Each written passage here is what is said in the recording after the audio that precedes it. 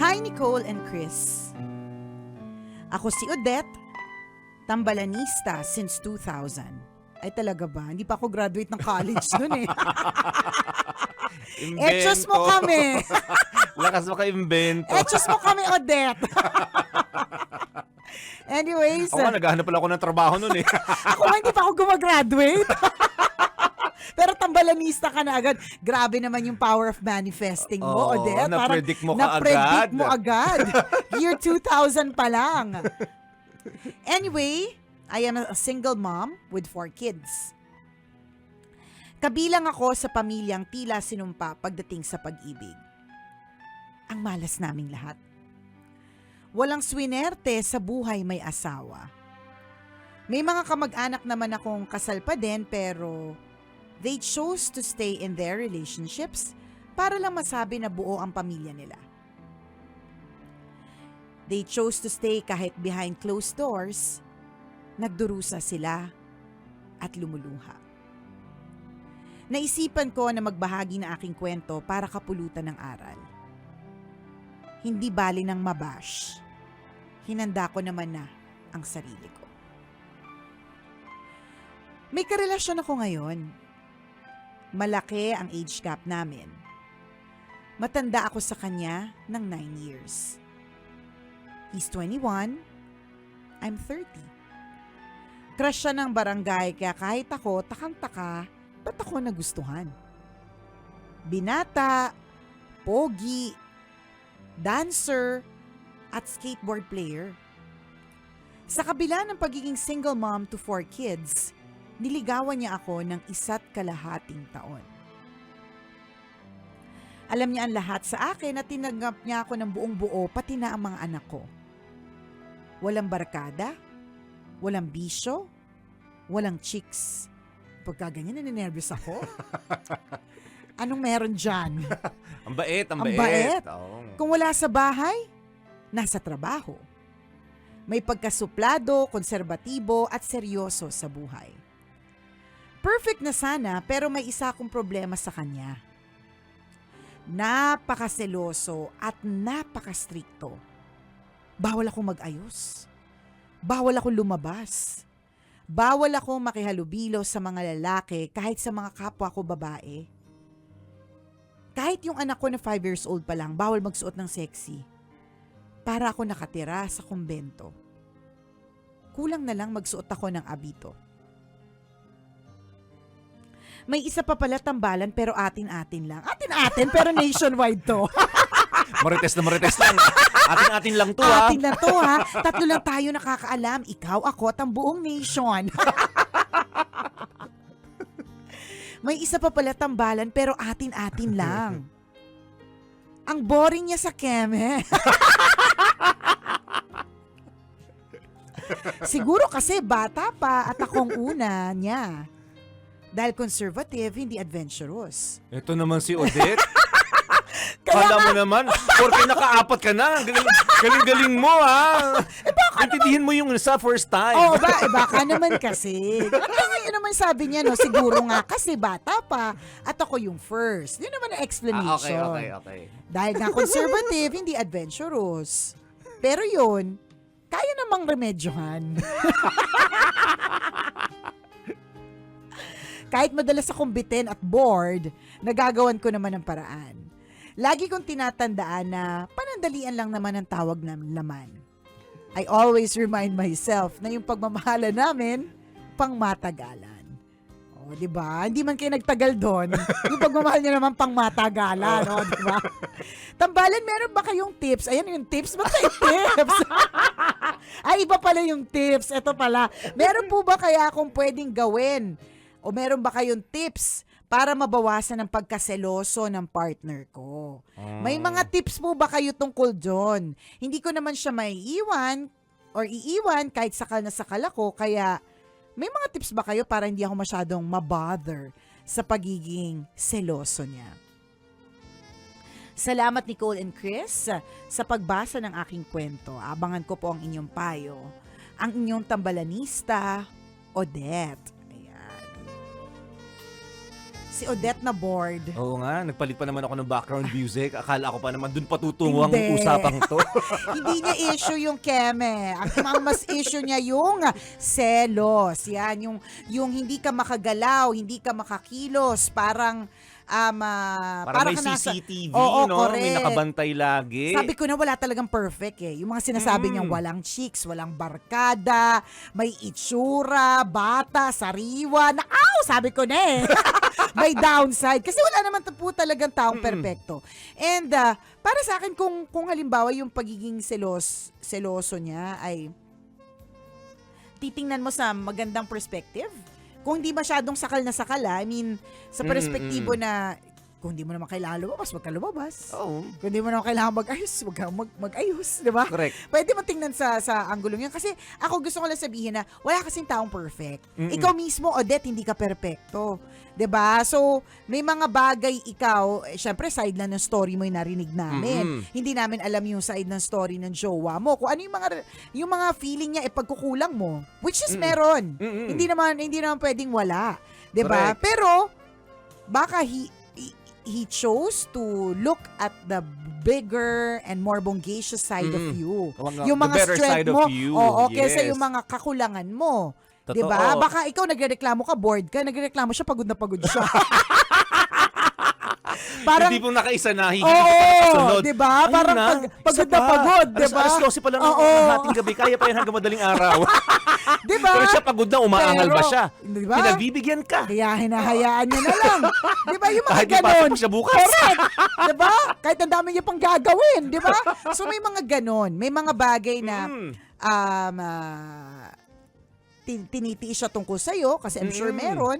Tapos pinipili niya na makita yung maganda. Yun Correct. yung basta pero hindi ko naman sinasabing doon lang lagi mag-focus. Kung talaga naman masakit na sa puso, masakit na sa ulo, hindi ka na makakilos, do something about it. Yung tip na tinatanong mo, wala akong maisip na eksaktong tip para magtanggal ng selos kasi siya yun, personalidad niya, karakter niya eh.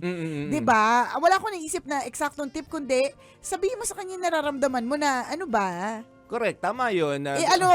Ganto gawin mo, balutin mo yung yung leeg mo ng mga magsuot ka namang 15 pieces na turtleneck. Hindi, PPE. O PPE, pwede rin. Na hanggang dito, hanggang baba, ganun. Tapos pag tinanong ka, bakit ka nakaganyan? Oo. Tapos sabi mo sa kanya, para lang ipakita sa kanya, ganto na ako kasakal sa atin. Hindi ako makahinga. Hirap na aki. Kasi, di ba? Kasi baka akala niya okay lang sa'yo eh. Tama. O kaya, para iba-iba, isipin na laging PPE, hindi ka naman lumalabas ng bahay, ang init kaya, no? Oo. Di ba? Mag-mascot ka minsan. Pwede! Diba? Basta, lang, maipakita at magparamdam na sakal ka. O, di naman kaya kung mas adventurous ka, yung albino na snake, yung dilaw partner. Pwede rin. Ibalot mo dyan. Sa liig mo, pakita mo lang. Sakal ka na. Hindi kaya Ganun. sinasabi ni Odette, bakit ba ako sumangguni sa dalawang Ewan ko to? sa'yo, bakit ka rin nakinig sa amin since 2000, di pa kami graduate noon. Feeling ko talaga may something sa'yo. At susara ka ng taon, Odette eh. Pero di bale, sabi mo nga, di ba, hinanda mo na yung sarili mo sa bashing. Sa amin pa lang eh. Sa amin pa lang sapat na. O ayan. Hindi, tama yung sinabi ni partner. Lahat ng bagay sa isang relasyon talaga dapat pag-usapan kung mayroong dapat na i-bring up na na concern or issue. Yung selos, tama yun, pwede mong baguhin sa perspective talaga. Kasi ako may mga kakilala ako na ang tingin nila kapag nagsiselos ang kanilang mga karelasyon Haba ay ng something hair. sweet. Oo. Di ba? Na parang, yung mister ko nagsiselos sa akin, ayaw niya mawala ako sa piling niya. Gusto niya lang lagi niya akong katabi. Correct. Lagi niya akong hinahanap. O kaya, yung mister ko, ayaw niya ayaw niya yung suot ko na masyado revealing. Inaangat-angat niya yung mga Yan. yung mga damit-damit, mga Yan. ganun, para hindi makitaan. Yung, kung titingnan mo sa perspective, yung mga Diba? tingnan ng iba. So cute, di ba? Pwede. Totoo, pag-usapan nyo na, pwedeng ganun tingnan sa aspetong pagsiselos. Yung anong tawag dito? Yung intimate moment nila, partner. Gusto talaga pag-usapan ni Chupel to. O, di sige. Nabitin ako eh. Doon tayo pumunta, partner. Sige. Kahit yung issue niya talaga yung selos. O, sige, go. Doon na lang kayo mag-duel kasi feeling ko doon ka magiging masaya. Grabe siya. And hindi, sa mga mag-asawa, ano yun, bahagi yun mahalagang ng parte. pagkakaroon ng isang healthy relationship. Di ba? Kung feeling mo, At ikaw na magturo. yan, Diba? ikaw Dahil yung expert, ikaw yung veteran. Correct. Veterano na eh. Diba? Ikaw na. Oo. At saka alam Para mo, mabaling kasing attention mo, sa halip na mag-dwell ka sa Oo. selos, tingnan mo yung aspetong kung saan ka magiging maligaya. mag-magnify ka ng strength. Sa bagay, tama ka Oo. naman partner, no? Kasi minention niya pa ite eh. Tama. Diba? Kasi kung di naman issue sa'yo yun, Mm-mm. baka hindi mo na kailangan i-mention. Tama. So baka makabawi siya, selos-selos portion, ganyan. Makabawi in terms of kemelatik. Ganun. Anong gagawin niyo mamayang gabi? Magkikemelatik.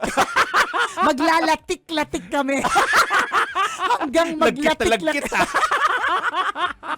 Latik na latik ang mga bahagi ng katawan. Ganun. Oo, diba? Ganyan. Mga ganun. Ganun yung gawin nyo. Magnify the strength, not the weakness. Pero again, ulitin namin, hindi namin dinidisregard yung nasasakal ka. Hindi namin sinasabing hindi importante yon.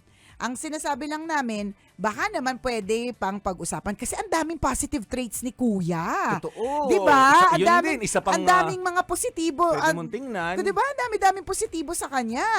So, yung selos-selos na portion, baka naman hindi naman lagi. Unless nakakulong ka na talaga, girl. Tapos yung lock nasa labas, di ba? Eh yun, medyo nakakalurke.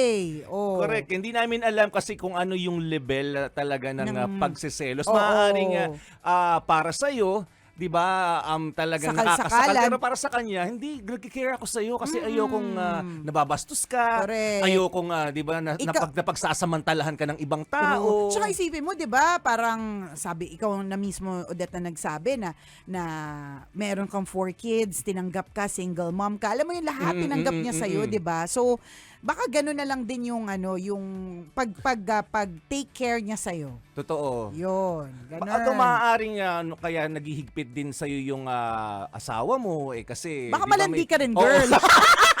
Sasabihin ko na sana may history ka. Ikaw yung isa yung lantaran eh. Oo.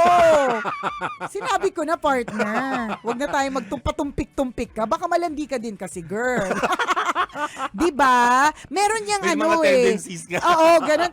I think meron niyang mga backstory. Yes, may dahilan. May dahilan. So, for example, baka nakita niya yung nanay niya sa'yo.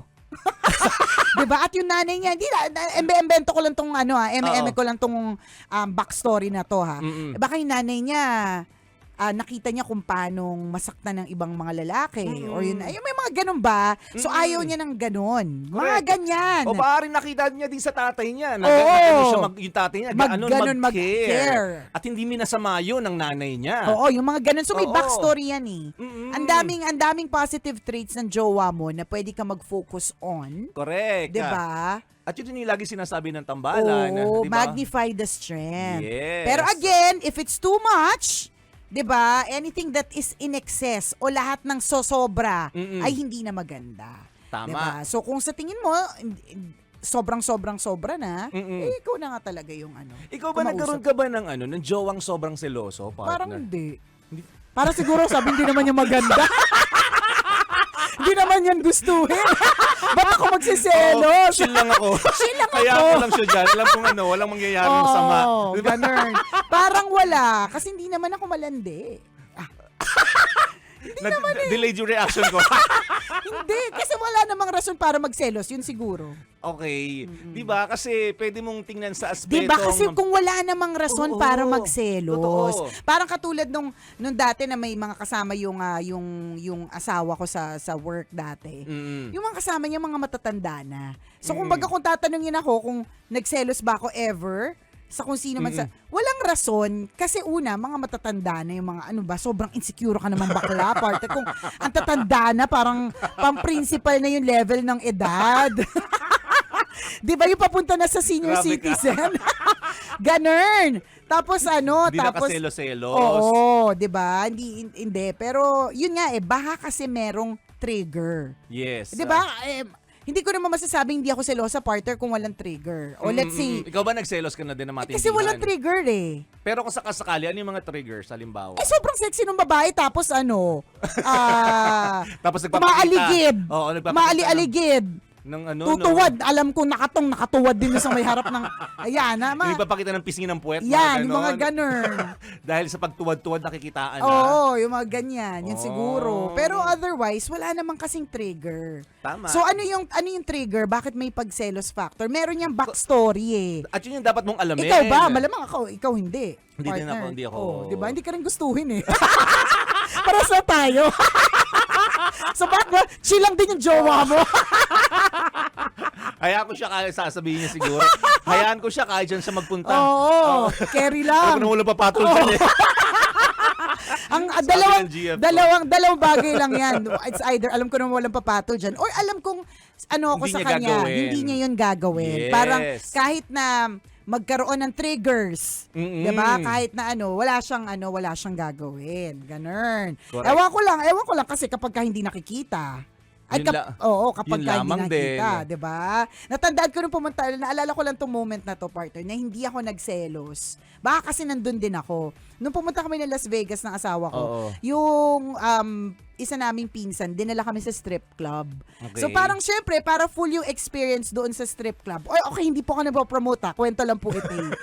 Syempre sa Vegas yun, 'di ba? Alam naman po natin ganun yung mga galawan doon. Ang daming mga dancers, ganon. Tapos para parang maging full yung experience. In fairness naman, nagpaalam sa akin yung pinsan, oy, sasayawan yung jusawa mo ha, ganun. Sa lap niya, ganun. Oo, so ikaw? Tapos ako parang nag-iisip pa, naka-wedding gown pa ako nun kasi bagong kasal kami ni Elvis Presley. May ganun. Tapos sabi ko, okay lang, Kerry, kahit mainit ulo na. Hindi, pero nung time na yun, tapos nangyari nga. Oo. Tapos, siguro kasi baka nga naman nandun kasi ko. In fairness, asawa ko lang ginawa. Alam mo yun? Nakatingin, wala lang. Pero ano mga naging ganun. reaction mo? Alam ko naman kasi na hindi Nilabanan mo ba? Oo. Kinabog mo din? Yan pala gusto mo. Teka nga. Teka lang mamaya, I will only this. Naka-gown lang ako, wait ka lang, Ano ka ba, partner? Naka-earrings lang ako. Ito, mahaba naman, di ba? Wait ka lang. Hindi naman ako nagselos okay. or whatever. Kahit parang kung tutuusin, 'di ba, parang Siguro kasi ang inisip ko, it's just a one-time moment. Hindi naman niya yan laging gagawin. And katuwaan ng lahat. At ang ginawa Tsaka nandun ka naman. At nandun din ako. Oo. At yung pinsan, parang pinaganon din ako. Ano ginagawa mo, te? Sabi ko talaga sa kanya, sakto Pilipinas. Ano ginagawa mo, te? Nakakaloka. So, In yun. other words, may triggers kasi yan. Correct ka. At Kasi- alamin nyo yung mga backstory. Tama. Mm-mm. Pwede mo kasi din i-analyze kung nung unang pagkakakilala mo sa kanya, hindi naman talaga siya seloso. Di ba, hinahayaan kang lumabas kasama mga kaibigan, di ba, hinahayaan kang magdamit kung saan ka komportable, kung feeling mo sexy, okay lang sa kanya dati. Pero parang biglang nagbago yung ihip ng hangin na parang, dito ka lang stricto. Ba't ayoko nang ganon? lumabas kasama mga kaibigan mo, tapos yung mga susuot mong damit, dapat ganito na lang. So, doon nagkaroon ng trigger. Ano yung sitwasyon noon? Correct. Di ba? Baka may ginawa ka kasing hindi niya nagustuhan. Kaya Grabe. nag-decide siyang, Hinusgahan di talaga ba? natin si Odette. Kaya nag-decide siyang higpitan ka. Oo, may ganun eh. Yes. Ano ang backstory? Tama. Na hindi namin lahat alam. Correct. Matanda ka na, girl, may 4 ka ng jugets. Alam mo na yung dapat mong gawin, ha? Odette pa nga yung pangalan mo, alam. Grabe ka. Sabay mga kilala kong Odette. Mga tita ng dekada din. Diba? Mga tropang I don't 40, think tropang 50, mga ganon. 50 na yan. Wait lang. Diba yung anak mo ba may classmate sa Odette? Wala naman ah. Tingnan mo si sobrang nangunguna siya sa edad. Listening siya, tambalanisa since year 2000. Hindi pa nga graduate. O hindi, 30 lang siya. Talaga ba? Oo, ba't Odette yung Alam mo, sobrang judgmental tayo. Pangalan pa lang. Kasi diba Odette? Jinky Odette. Yan yung mga pangalan ng mga may edad. Diba, Marisa. Parang wala akong kakilalang 30-year-old na Odette. Oh, Diba parang piling ko sama ng nanay mo pinakilala ka Odette. Charot! Uy, baka yung mga Odette Oh, maano ha. Marilu, Yan. Virgie. Yan. Virgie. Sila yung magtatropa. Tawagin mo lang si Virgie. Nakain ito sabi ni Odette. Hindi. Ay, teka, text mo na rin si Malu. Tapos sila, mga matatanda na sila, ang ino-order nila salad na kasi kailangan watch your weight and diet. Ano ba yan? Naiyak-iyak ako kay Virgie. Kasi yung Virgie, parang yan yung Oo. secretary ng doktor na matanda na. Ganun yung mga pangalan. Tawagin mo rin si Agnes. Oy, grabe. Agnes, feeling ko medyo bata pa. Pamangkin ni Virgin Oo. yun. Si Virgie. Si tuloy. Virgie. Ayan. Sige, bye-bye na. Bye-bye.